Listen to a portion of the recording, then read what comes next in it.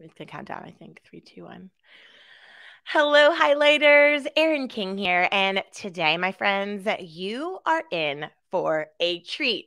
Highlighters, we have Rachel DeAlto here with us today. Rachel, I'm so excited for our conversation. Thanks for joining us. Thank you for having me. You know, I love you and any chance that I have to talk to you. So super excited to be here. Well, it's so funny because we met back in Vegas in July for the first time, and you came to a fun party that we hosted, and your vibe is so positive and so relatable. And it was funny because I was like, "Oh my gosh, what's your new book called?" And you're like, "It's being called relatable," and I'm like, that is cognitive dissonance at its finest because that is exactly how I would describe you, and obviously sparkling and brilliant and fabulous. So. Highlighters, Rachel DeAlto, you heard her backstory, you heard her technical bio, but we'd love to hear from you, friend, in your own words. How did you go from being a trial attorney to a quote unquote flirting expert? Wait, that's not normal. That's not what every lawyer does. They're like, I don't want to be a lawyer anymore. So now I'm going to teach people how to flirt. I love it. Right? It was honestly, it was necessity. So I had, when I was a lawyer, came up with this idea for a dating company and had a startup, and eventually the startup had to shift, and the branding people that we were working with, we started working with these people that were affiliated with a shark from Shark Tank. So you listen to everything they said, you're like, you know, these things they said, you need to be the face of the brand, you need to become a flirting expert. I was like, what does that even mean? Because the company was around a way to flirt, for women to flirt safely.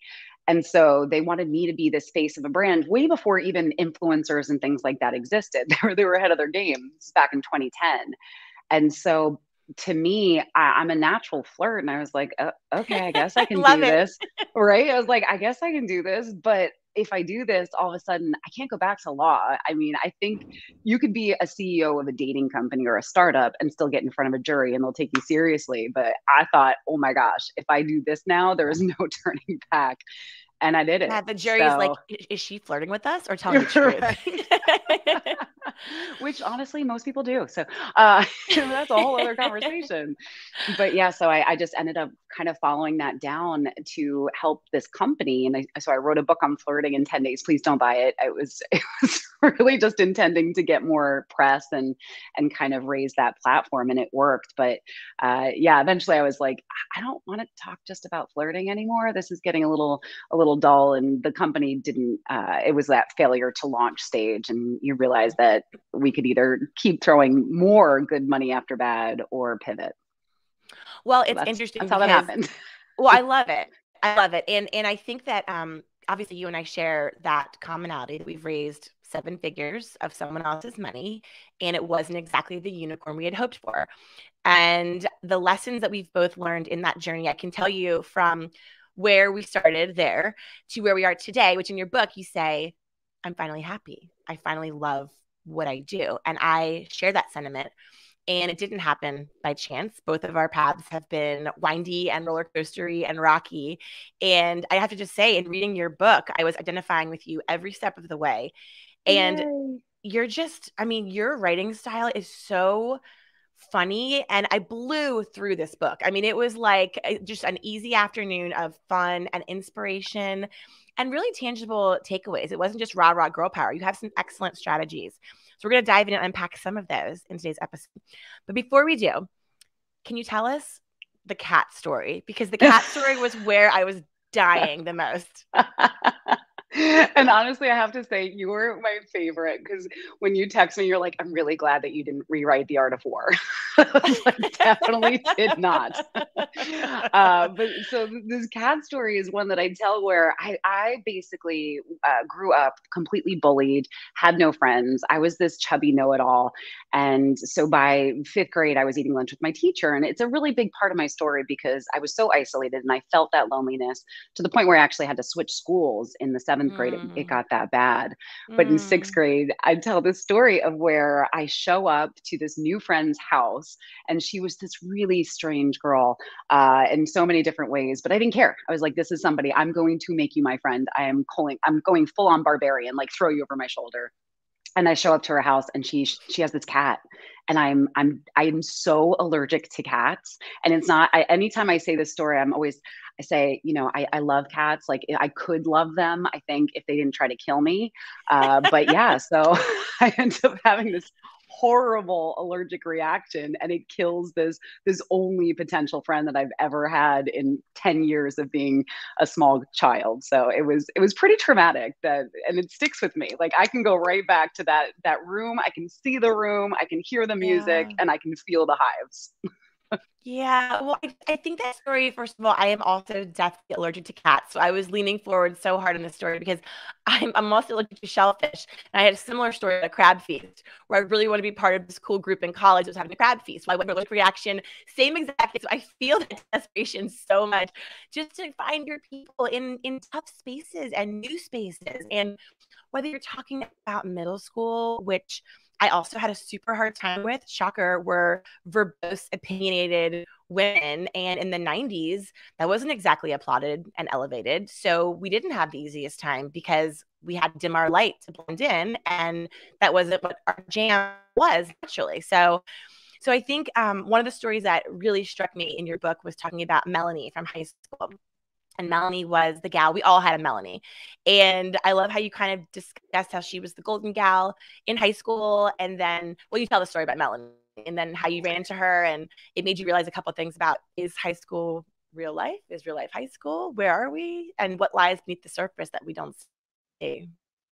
Yeah, that was one of the most impactful ones too for me, to just realize as an adult how much you didn't recognize. So with Melanie, she was the sparkly, glittery, everything seemed perfect, perfect hair, perfect cars, perfect life. And it just, you didn't realize what was happening below the surface, but you also didn't realize that she wasn't really making those real friendships. By high school, thankfully, I had found a Mm-hmm. couple people that I cared about and cared about me, that I'm still friends with. And when I reconnected with her, I learned that she had this kind of fall from grace happen. And all of a sudden, she was completely alone because all of the Mm-hmm. connections were based on all of these superficial attributes. And there was this sparkly filter put on everything, but nothing was real. And so I think for me, it gave me this reflection point of, one, all the glitters isn't gold. And, not, you don't know everything that's happening behind the scenes, but also, what relationships are we really building when they're built on this facade of perfection and just this illusion of success or happiness, or whatever it is that we're putting this facade on. If we're building a connection based on something that's not real and not substantial and not soul based or heart based, then what is actually being connected? Yeah. And you talk about this influencer party that you went to. Oops, did I just lose you? I'm here. Oh, there you are. My friend Meredith was calling me and the whole thing just shut down. uh, You talk about an influencer party. We'll edit that part out for the episode. The influencer party you went to, and you had all these different personalities that you had one perception of them online, and you liked their recommendations. You were attracted to their vibe, and you discovered, which, if anyone has met their heroes from the internet in real life, we've all had that experience of like, oh, not what I thought. oh Okay. Okay. Like, okay. And it's so funny because, saying that we shouldn't compare our lives to everyone's highlight reel is such a tired record, and we still freaking do it. And so I love when you were kind of talking about this fact around, we all are projecting perfection and how much weight do we give to it. And then you had this stat in your book, and you were talking about how this blew my mind. You said that 60% of adults lie at least once in a 10-minute conversation. So we're coming up on how many minutes? So one of us have already lied, probably. But no, and then you said that 93% of us have lied to our therapists, which I was like, I remember you posted, I love your Instagram stories, and you posted something that said like, how like we lie to our therapists because we want to be honest, but we also want to be liked. That was so funny. But my question is, for all of us nodding our heads, like, okay, we've all been there, right? We want the people we love to love us and love our thing, and it feels good, and it keeps us out of that revisiting the ostracizing, painful memories of being bullied in middle school, or not having friends. So how can we learn to be likable and relatable at the same time.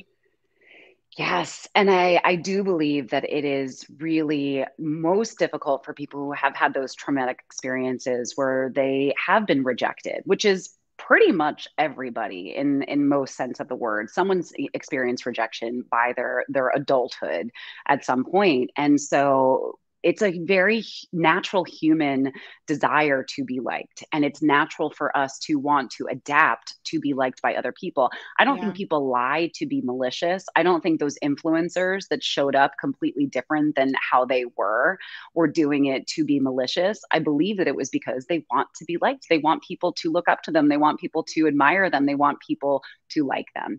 And so the biggest thing that I say to everybody, whether you're talking about professional situations you have problems in, or personal situations, or romantic, if you have this imminent fear of being rejected at all times, it's confidence. It comes Yeah. down to worthiness. Every single person that I've ever talked to that has a challenge with likability or relatability and a fear around putting themselves out there in a real way because they think they're going to get rejected is because there's a confidence lack. And I call that the confidence shaped holes, which I've dealt with. I get it. So that's why I never talk about anything that I can't understand and I can't wrap my head and hands around. And I don't believe in research projects of one. So it's not just me, but I see this repeatedly. And so the more that we're able to identify, where does that come from and Yeah. how can I start to address it? Because then you can overcome it. If we don't pay attention to it and we just say, oh, I feel that, or yeah, I don't want to be rejected, or I want to be more likable without addressing kind of those feelings underneath and those confidence shaped holes, then we're in a place where nothing's going to get resolved. So we Yeah. can't just keep ignoring it. You got to look at it. Well said. And I think you quoted Jay-Z about that, which was I like, did. what was it? Like reveal the feel or You, something. What was it? you can't heal what you don't reveal. Jay-Z I is very loved it. profound. I love that Oh, you were like, okay, I could have done Socrates or Plato, but let's be real, modern day philosopher, Jay-Z. I was like, this girl is my people. So you talk about what I love about your book. I've read obviously every confidence building self-help. That's my favorite thing to learn about and study because obviously we study and teach what we need to learn the most. And so I'm obsessed with all of these books and obviously I have a podcast about it. What I loved most about your book specifically over the other ones that I've read recently, you gave a very clear 3-step strategy. And you gave me the pub method. I love a good 3-step strategy. Confidence building trifecta of the DFF. Tell us, yes. break it down. Let's go there. Yeah, so you got to start with what we were just talking about, which is the dig out the root, which is where we bring in Jay-Z and we talk about, and this is actually where I include a disclaimer because I do believe in the power of therapy, the power of coaching. There are things that you could dig out that may be beyond just you becoming self-aware of them. They may be things Yeah. that you have to actually work through. So I always want to put that warning in, is that if it starts to feel overwhelming to you, you don't have to do this by yourself. But you Yeah. have to look at the root. Where does this come from? I know for me that it comes from that very young age of being rejected and Yeah. that very young age of feeling abandoned by the people around me. And I know where that, origin story arose. But for some people, they have to kind of find that moment of self-reflection more. The second is, so DFF, number 2 is fake it. And so people argue with me all the time. They're like, fake it till you make it doesn't work. And I was like, let me show you the research on that. It actually does. Uh, Okay.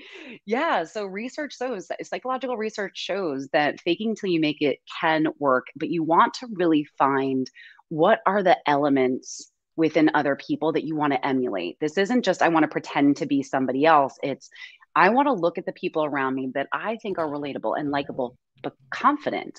And what are those elements of them? What are those personality traits that they have? What are the things that they do that you could embrace and make part of your routine to try to start to instill it in your brain? Because this is where I talk more about neuroplasticity, which is one of my favorite words because I think it's really big and long, but like fun.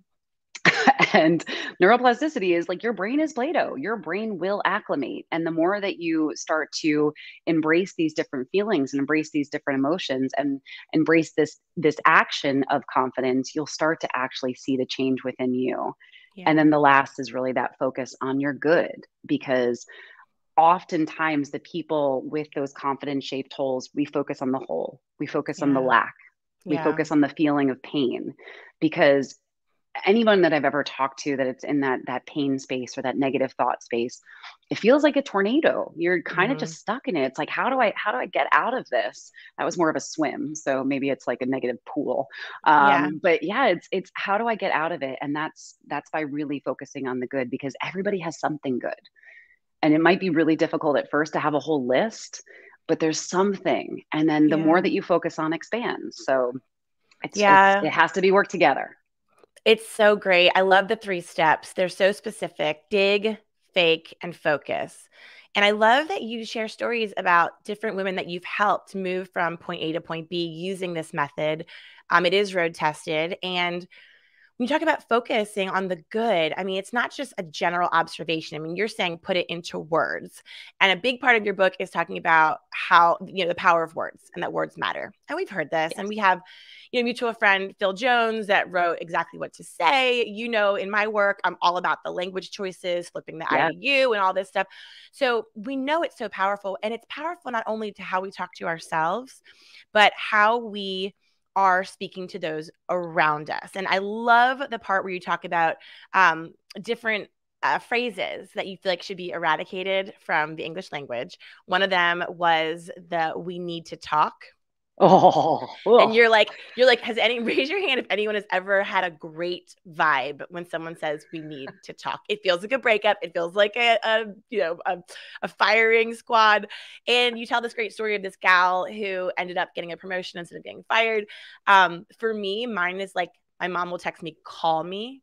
Oh, Like it just feels wrong. And so I try to use language instead of saying like, I love what this was, but I try to do and so I'm always like, yes. and my husband rolls his eyes like, and what you're saying.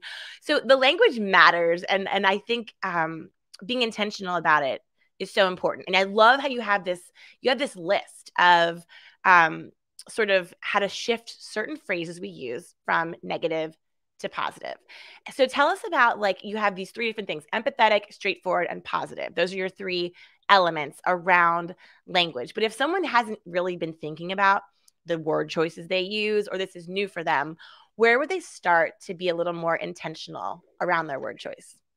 Yeah, well, just how you were just saying, oh my gosh, when my mom texts me this, or when someone else texts me, we have to talk. We know that we're invoking this feeling that doesn't feel good. So Yeah. starting with empathy, empathy is kind of like the master of everything when it comes to communication and relationship building. But when we think about how is this going to hit in an empathetic way, when I put myself in the position of, if I am talking to someone that works with me and I say something like we need to talk or call me without any other context, and I'm going to truly put myself in those shoes, I know it's not going to land right. And maybe Yeah. some people are doing it to manipulate a little bit, so understanding kind of how that is being perceived on the other side. Empathy is just, take a minute. I said this to my daughter the other day. So she's 11 and we're in that weird middle school stage. And I said to her, before you speak, because I mean, I'm still verbal diarrhea half the time, but I try, to set this Same. intention to definitely think before I speak. But she's definitely in a spot where it hasn't hit the same, because she's been in a child zone and now she's in this tween zone. I said, she wants to make sure that her words land right. And I said, just take a breath. We're so Yeah. focused on getting out whatever it is that we have to say, that if we just took a breath and we thought, okay, how is this going to land? It's going to come out in a different way and it's going to impact in a more positive way. The second is that straightforward. It's I make a joke. I didn't put it in the book because my editor made me take it out. But I talk about, the communication styles of aggressive, passive aggressive, like my mother. So my, my editor goes, I'm not leaving that in. You're going to get killed. And I was like, you know what? You're probably right. We're going to leave that just in public when I talk on stages. It's not recorded. I love it. Our poor moms. Right? It's always I mom's fault. know. It is. And you know what? I embrace it. I know my kids are going to end up in therapy because of me one day, and that's totally fine. But Part of the circle. Right, Yeah. exactly. But straightforward is, really focusing on assertive communication and being intentional with our words instead of utilizing these other ways of communicating, like passive Hmm. aggressive or just passive, because it's not going to get the point across. And Yeah. our purpose is to get our point across and to have communication that is not able to be resolved in 17 different ways, because that's not effective and it's not going to land in a way that makes people feel good and feel connected to you, which is Yeah. why I added more positivity in there. I think I even put in there, I was like, aren't you guys sick of hearing about positivity? Like, that's a shame because we're going to talk about it some more. Well, it's important, especially when life is so heavy right now. Time of recording, we're at September. We have this Delta thing. Events are being canceled again for us as speakers. We're like, what is happening? And everyone has their stories. Everyone has different hands they're being dealt. And so I love that you sort of lay out an awareness, a call to awareness for how we're speaking to ourselves, how we're speaking to other people. And, one thing that, hold on, let me block this guy. We have a hater on Facebook. Blocking. Okay. So I think as women in particular, it's really hard. The empathetic piece and the positive piece, I think we kind of have on lock. Not on lock, but I think that they come easier to us. Huge generalization. The straightforward piece is really tricky because we both know that women can say the exact same thing as a dude and we're perceived as aggressive and pushy, whereas he's perceived as authoritative and having leadership skills. Huge generalization. But as women, particularly also taking a breath, for me, I've always worked in male dominated industries and I was always interrupted. And that's why I talk so fast, because I literally have to slow down my speech and take a breath because I'm so used to having to get it out before someone steamrollers over me.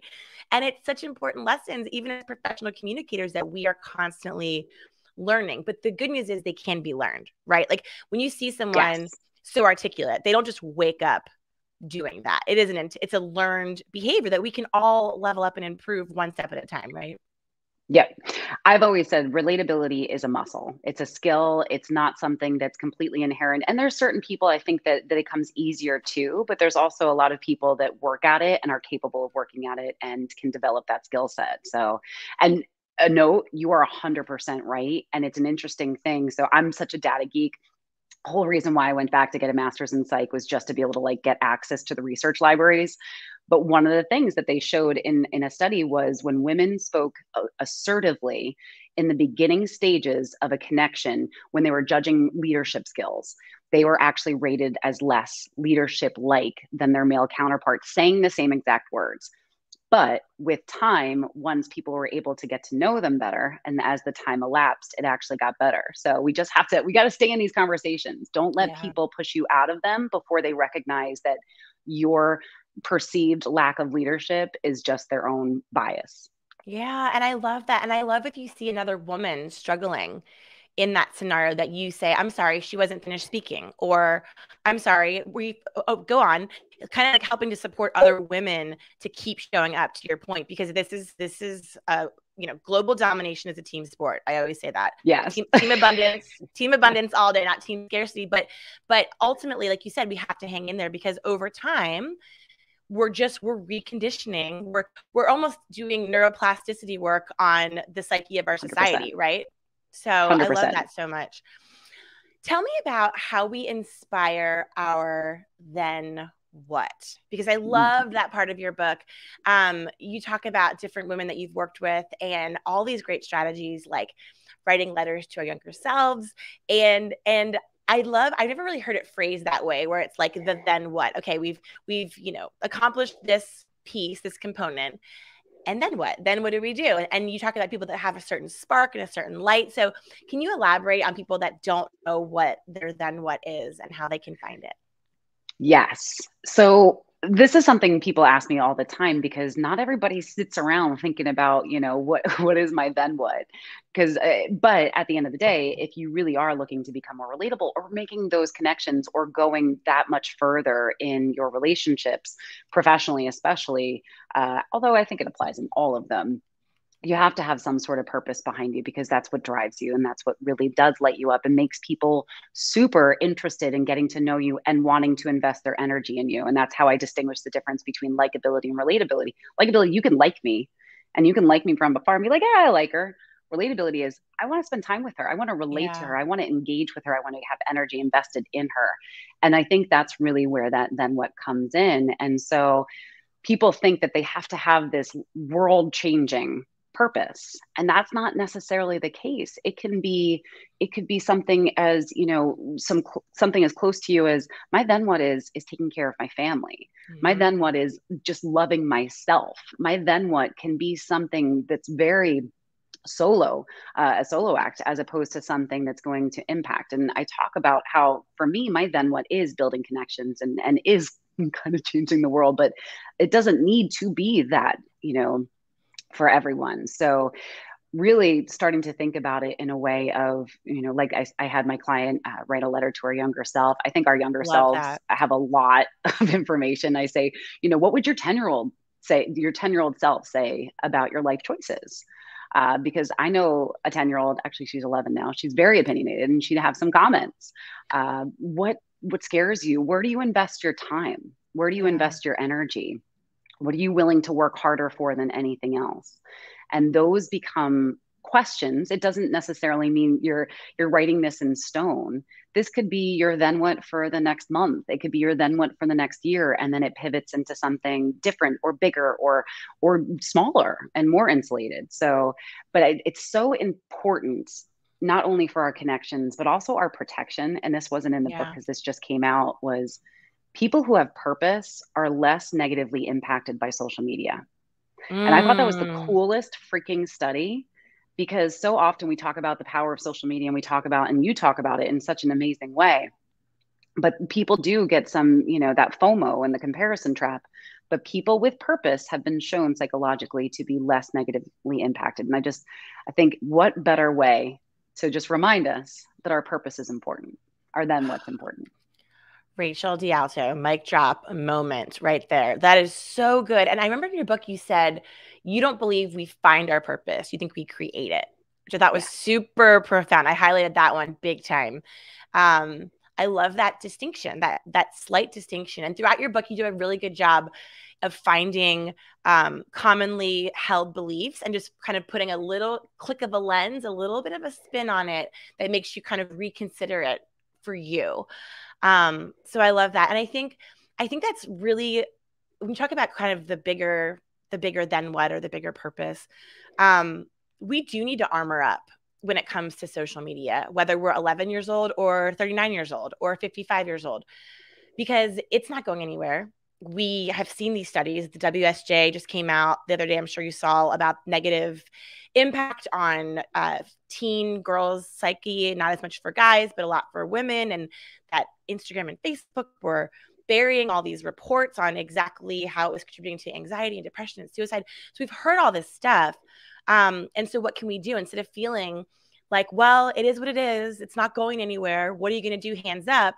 I love that you're challenging, your readers and my highlighters here to say, like, your purpose can be your shield against that digital teardown that we all Yes. fight, right? And it's so strong. And I also, in my book, I talk about how we can have purposes. Like, you don't have to have this ultimate, like, look at you. You changed your mind. You were like, I'm going to be a lawyer. I'm going to be a startup founder. And now I'm going to reinvent. I'm going to be an author. I'm going to be a coach. And all that evolution for you and your journey has taken relatability every step of the way. And I think that, obviously you're very humble and you're very much self-deprecating and hilarious, and you downplay it. But I think that just seeing that it's okay to change your mind, it's okay to redefine what your then what looks like, is really encouraging. So I thank you for putting that out there to the world, because it is a good damn book. Thank you. That Yeah, means so much. I really can't good. even tell you. It means so It's much. really, It's really kind of, good. and it's like allowing people to see into your soul a little bit, and it's a little freaky sometimes. So I appreciate you so much. Yeah, it's very vulnerable, and it's so funny because I feel like you can fake a certain persona from behind the screen, but it's much harder to do from behind the page. So it's Yeah. really hard. This is your heart and soul showing up. And all my highlighters listening, get relatable. How to connect with anyone, anywhere, even if it scares you. It is a good read. And follow Rachel on social media. You have a quiz for people, right? That they can take to understand their social media. What was it? Their social superpowers. So I believe that Social everybody has superpower. their superpower. So they can take a quiz on my site for free and find out what their social superpower is so that they can show up and relate to people in an even more empowered way. It's so good. So we'll put the link to that in the show notes so you guys can check it out. Before I let you go, Rachel, are you in your spare time with a book launch and a move and everything else you have going on? Are you reading anything yourself? Any nonfiction books in the last maybe couple weeks or months that you Oh my just thought, gosh. wow, this is a good one. I really want to recommend this book. Yes, actually, it's one of my friends, Terry Cole's Boundary Boss. Okay. She's amazing. I don't know if you know Terry, but she's a Mm-mm. rock star. So I actually just did her podcast, but I've known Terry for a decade. She is a brilliant woman and a psychotherapist, and just gets those boundaries fair and square. So I am everybody needs some reading that. boundaries. Oh, it's so true. So true. So good, Rachel. Well, thank you so much for spending time with us today. Relatable is everywhere: Amazon, Barnes and Noble, on the interwebs, in the bookstores. Go pick it up. Thanks so much, friend. Thank you, love.